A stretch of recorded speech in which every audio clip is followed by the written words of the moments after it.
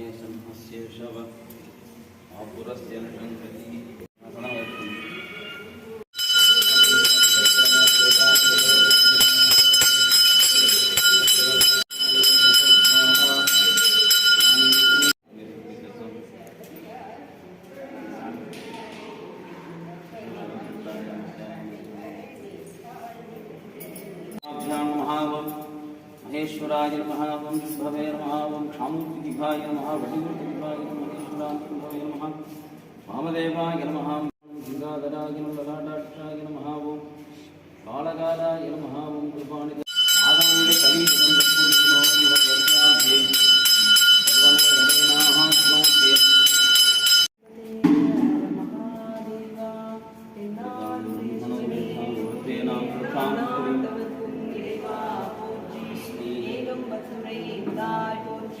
பாகம் பெண்ணுருவானாய் போற்றி ஒற்றிமானதந்தையோய் போற்றி ஒற்றுமாயெந்தல்வா போற்றி அண்ணாமலை அண்ணா போற்றி கண்ணார் அமுத